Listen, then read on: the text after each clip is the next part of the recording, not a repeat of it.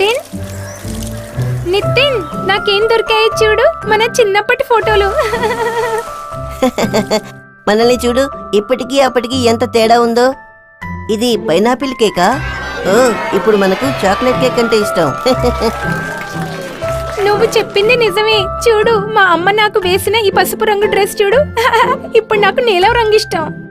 అవునవును, ఇప్పుడు ఆ నిక్కర్ నాకు సరిపోను కూడా సరిపోదు. ఇప్పుడు నేను మునుపటి కంటే పొడుగ్గా ఆత్మవిశ్వాసంతో ఉన్నాను అనిపిస్తుంది. ఇలాంటి డ్రెస్సులు ఇప్పుడు వేసుకొని మనం మన మిత్రులను కలుసుకోలేము. ఇది ఎప్పటికీ జరగదు. మీరిద్దరూ రండి, కాసిన పళ్ళు తినండి. మీరు ఎదుగుతున్న కొద్దీ మీ శరీరంలోనూ జీవనశైలిలోనూ చాలా మార్పులు గమనిస్తారు. కౌమార దశలో మానవ శరీరంలో చాలా మార్పులొస్తాయి. యుక్త వయసును ప్రతిబింబించే అతి ముఖ్యమైన మార్పులు ఏమిటంటే అబ్బాయిలు మరియు అమ్మాయిలు పునరుత్పత్తి సామర్థ్యం కలిగి ఉంటారు. 12 నుంచి 16 సంవత్సరాల వయసు గల అమ్మాయిల్లో ప్రతి నెల 3 నుంచి 5 రోజుల వరకు ఋతుక్రమం జరగడం ప్రారంభమవుతుంది. అవును, అది నిజం. అబ్బాయిలు వారి పొడవు, స్వరం మరియు శరీరంలో చాలా మార్పులు పొందుతారు.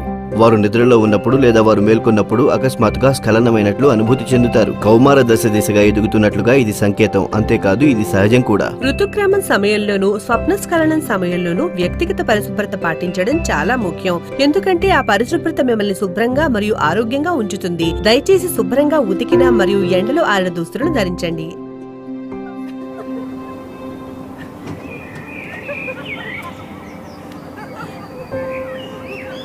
కోమలేదో ఇబ్బంది పడుతున్నట్టుంది. తను బాగానే ఉందా? నేను తనతో ఒకసారి మాట్లాడాలి. కోమల్, నువ్వు ఎలా ఉన్నావు? ఏదో బాధపడుతున్నట్టున్నావు. అంతా బాగానే ఉందా?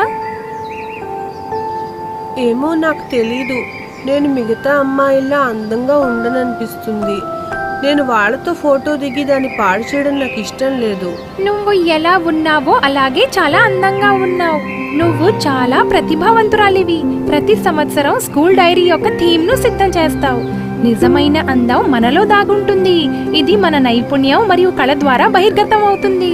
కానీ నేను చాలా పొట్టిగా ఉంటాను. నేను ఎదగనని, యుక్త వయస్సులోకి రాలేనని అందరూ నన్ను ఎప్పుడూ వెక్కిరిస్తూ ఉంటారు. ఇవన్నీ కౌమార దశకు సంబంధించిన అపోహలు, ఆలోచనలు మాత్రమే. మీనా మేడం క్లాస్ గుర్తుందా నీకు?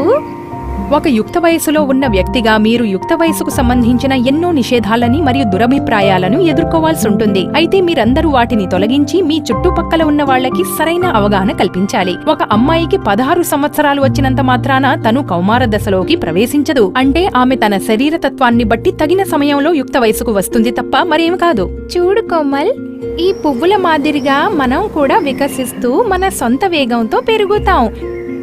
పూలల్లో సువాసన ఉన్నట్లుగా మనలో కూడా కొన్ని ప్రత్యేక లక్షణాలు ఉంటాయి. అందరిలో ఉన్న ఆ ప్రత్యేకమైన అందమే నీలో కూడా ఉంది. రా, ఇద్దరం ఒక ఫోటో తీసుకుందాం.